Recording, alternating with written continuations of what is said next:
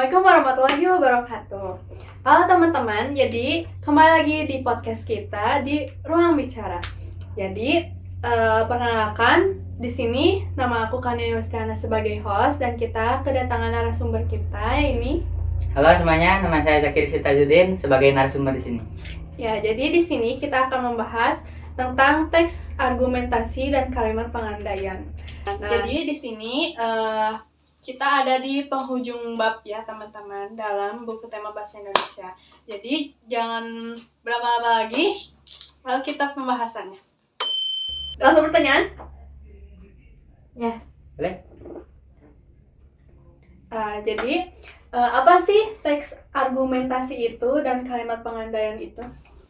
Jadi teks argumentasi itu adalah suatu teks yang berisi alasan untuk menentang atau memperkuat suatu pendapat, pendirian atau gagasan yang secara fakta dan data yang relevan. Jadi teks argumentasi itu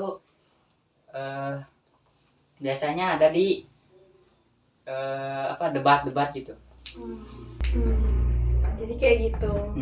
Terus ada nggak sih di dalam teks argumentasi dan kalimat pengandaian itu strukturnya gitu, tahapannya? Teks argumen dulu nih. Teks argumen itu ada 3 struktur. Pertama itu ada pembuka. Itu biasanya untuk menentukan topik yang akan dibahas.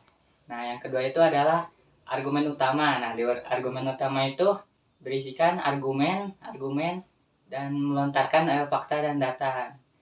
Di yang ketiga itu ada kesimpulannya. Jadi argumen-argumen yang dikumpulkan tadi dirangkum lalu diambil poin-poin pentingnya. Seperti itu. Nah, jadi apa sih menurut kamu teks argumen itu dalam menurut KBBI juga? Nah, teks argumentasi ya. Teks argumentasi itu menurut KBBI itu adalah teks yang berisikan alasan untuk memperkuat atau menentang suatu pendapat, pendirian atau gagasan. Jadi ini secara fakta dan data yang relevan itu. Jadi bertujuan untuk menentang lah, ya memperkuat itu. Biasanya selalu ada di debat biasanya. Jadi udah pengertiannya nih teks argumentasi. Ada nggak sih kayak struktur dan tahapan-tahapan tentang teks argumentasi itu? Teks argumentasi ya. Teks argumentasi itu biasanya ada tiga struktur. Yang pertama itu adalah pembuka ya. Pembuka itu biasanya untuk menentukan topik yang akan dibahas di argumen utama. Nah, yang kedua itu adalah argumen utama. Argumen utama ini ya berisi argumen-argumen dan melontarkan ya fakta dan data itu. Lalu yang ketiga itu kesimpulannya. Jadi semua yang di argumen utama itu dikumpulkan, terus inilah poin-poin pentingnya itu yang disampaikan. Ya, jadi seperti itu. Jadi gitu. Jadi setiap teks argumentasi itu harus didukung oleh data yang konkret ya? Iya. Jadi semakin kuat juga data dan fakta yang kita kumpulkan, semakin kuat juga argumennya, semakin diyakini argumen kita. Gitu. Lalu selain teks argumentasi, kalimat pengandaian itu apa sih yang tadi kita udah jelasin ya dari awal? Kalimat pengandaian itu ada 2 rupa dua fakta sorry 2 arti, 2 makna. Makna pertama itu berisi tentang keinginan ya, tujuan di mana keadaan dan persyaratannya itu ada. Nah, makna yang kedua itu berupa tujuan yang hanya impian, khayalan gitu. Bahkan bisa mustahil untuk dicapai gitu. Ya oke. Jadi kayak gitu. Terus ada nggak sih dalam kalimat pengandaian seperti struktur dan tahapan kayak teks argumentasi? Nah, kalau di kalimat apa tadi? Kalimat pengandaian. Nah, kalimat pengandaian itu memiliki memakai konjungsi tertentu seperti apabila, jika, andaikan, ya yang seperti itu. Kamu bisa nggak sih berikan aku satu contoh yang tertuju pada kalimat pengandaian? Boleh. Kalimatnya itu kurang lebih seperti ini. Andaikan jika aku bisa kembali ke masa lalu, saya akan berubah menjadi lebih baik. Buset. Gitu contohnya. Ya. Ngerti. Jadi nggak jauh beda, tapi berbeda ya teks argumentasi dan kata pengandaian gitu. Pernah nggak sih kamu mempunyai pengalaman dari teks argumentasi? Teks argumentasi. Nah, kalau teks argumentasi kurang lebih saya kurang ini, tapi jika berargumentasi saya pernah. Topik yang saya bahas itu saat itu tentang anime. Nah, seperti itu pernah orang-orang itu bilang One Piece itu anime wah terbaik di dunia. Tapi saya bantah lah, One Piece itu sebenarnya overrated. Nah, dimana dari faktanya grafik dari One Piece itu kurang, terus dari jalan cerita juga terlalu dilambat-lambatkan. Dari datanya juga One Piece itu bukan anime nomor 1 yang paling banyak ditonton. Sumber yang saya ini tuh dari Anime List. Nah, yang pertama itu sebenarnya tuh ada Shingeki no Kyojin season 1. One Piece itu hanya ada di bawah peringkat 5 gitu.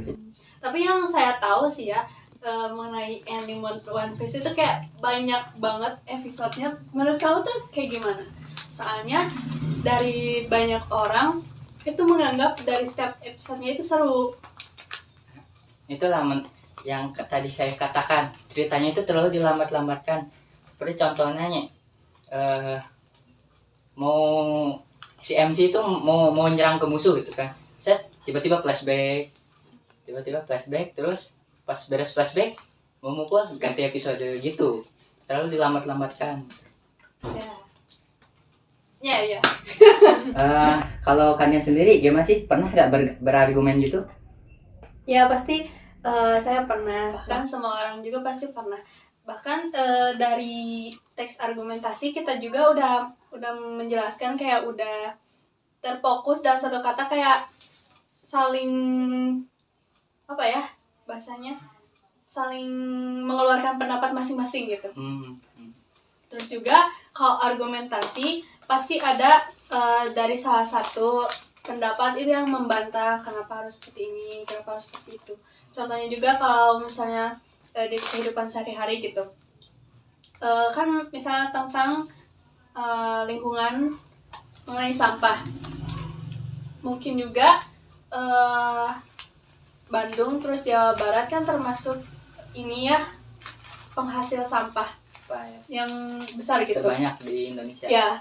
Terus dengan pemerintah menyarankan juga kita untuk stop penggunaan kayak sampah plastik kayak gitu. Tapi di sisi satu lain masyarakatnya itu masih membantah dengan kayak bodo amat gitu.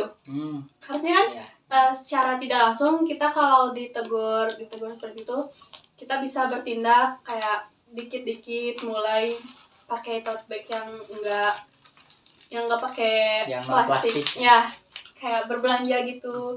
Itu juga termasuk kita nggak ngebantah pemerintah buat nggak ngejalanin itu, ngerti nggak sih? Ya gitu deh pokoknya. Terus selain teks argumentasi, kalimat pengandaian di kehidupan sehari-hari ada nggak sih contohnya? Aduh, contoh ya pengandaian. Nih sih pengandaian dimana saya itu memiliki impian untuk menjadi penulis novel. Nah, itu termasuknya ada kan ya ini persyaratannya ya, sama keadaannya. Nah, kalau dimana impian khayalan itu, saya itu andaikan saya bisa memasuki dunia fantasi, saya akan melihat saya akan melihat pemandangan dunia yang hijau gitu. Jadi di luar isi kepala ya kalau kalimat pengandaian kayak impian-impian gitu. Ya, khayalan-khayalan gitu Ya. yang bahkan bisa terlihat mustahil. Oke. Kalau soal kalimat pengandaian nih, Kania sendiri ada gak sih? Aku pernah sih. Tadi kan ini ya, Jaki sedikit menjelaskan kayak impian gitu. Ya. Terus persyaratannya kayak gitu. Aku punya sih impian satu. Yang menurut aku itu semoga tercapai gitu di kemudian hari. Kayak aku pengen sekolah tinggi, tapi di balik sekolah tinggi kan pasti ada persyaratannya kan. Ya. Kita harus rajin belajar, harus berbakat dalam prestasi atau akademik, terus lain-lainnya juga pasti ada lah. Impian yang ada syaratnya gitu. Kalau kita nih mau jadi artis juga, impian kita jadi artis, tapi persyaratannya kita harus punya pengalaman kayak acting di sebuah konten-konten kecil ataupun yang lain juga gitu sih. Kalau idol mungkin ini ya, nyanyi. Ya, Gitu, itu bisa. Kalau misalnya kita mau melakukan hal apapun juga pasti ada ketentuan syaratnya. Kita ini di bab 6 adalah penghujung dari podcast sebelum-sebelumnya teman-teman. Jadi kita ini video terakhir untuk membahas buku tema Bahasa Indonesia kelas 9 Kurikulum Merdeka. Jadi kamu nih sebagai narasumber terakhir dalam channel Ruang Bicara ini, apa sih pengalaman senangnya kamu diundang buat penutupan? Ya, saya ceritain dari bab 1 ya. Dari bab 1 saya menjadi editor. Wah, perasaannya senang sekaligus agak pusing ya. Ya. Terus di lain-lain itu di bab 2 ada jadi naskah, lalu jadi editor, kameramen. Ya itulah, senang banget saya bisa melaksanakan podcast ini ya. Terus di hari ini saya jadi narasumber, senang bisa berbagi cerita, pengalaman, ilmu gitu. Ya teman-teman, karena fun fact-nya jadi channel YouTube ini itu dikembangin dari 6 orang ya? 6 orang, dan itu saling bergantian untuk jadi kayak narasumber, host kayak gitu untuk menyampaikan dari buku tema itu juga. Jadi bukan orang dari luar kita datangin gitu. Jadi secara kelompok, dari satu sisi ada yang jadi host, ada yang jadi narasumber, kameramen di belakang layar juga ya teman-teman. Nah gitu. Ya udah, kita penutupan aja ya. Pesan terakhir nih buat teman-teman, buat adik-adik kita, terus tentang pembelajaran hari ini dan sebelum-sebelumnya nih dari kamu. Ya, pesan dari saya, semoga lah bermanfaat ilmu yang kita berikan, ya kan. Bisa jadi contoh juga buat kalian yang ingin membuat podcast gini gitu kan, buat seru-seruan atau mungkin tugas juga. Nah, itu seru banget. Tapi ini salah satu tugas ya? Ya. Ini juga salah satu tugas sekolah kita. Udah ya? Ya. Oke, jadi teman-teman segitu aja dari kita. Karena kita penutupan dari semua video yang ada dari channel ini. Semoga video-video sebelumnya dan video-video sekarang dan hari ini pembahasannya berguna dan bermanfaat untuk kalian dan bisa ngasih informasi yang akurat. Dan maaf juga kalau ada salah ya, bicara, salah gitu. kata, salah bicara, salah tingkah juga ya. Ya udah gitu. Kami Kakak apa? Ya, kami pamit undurkan diri dari podcast ini. Jadi pembahasan kita cukup di sini ya. Jadi pesan moral dari kita, semoga adik-adik yang menonton ini dan rekan-rekan ataupun atasan dari kita bisa bisa ambil pelajaran dan pengalamannya. Terus juga moral nih buat kalian tentang kerja kelompok. Jangan lupa kalian tetap semangat. Terus kalau ada satu rekan yang malas-malas, coba mengajak gitu. Karena kita di sini juga secara tidak langsung berkelompok ya. Kayak gitu. Jadi semoga kalian sehat-sehat di sana. Jangan lupa jaga kesehatan, pola makannya dijaga, olahraganya. Ya udah sih gitu aja. Dari kamu gimana? Dari saya tidak ada mungkin. Oke, ya udah cukup sekian aja dari kami. Assalamualaikum warahmatullahi wabarakatuh. Dadah.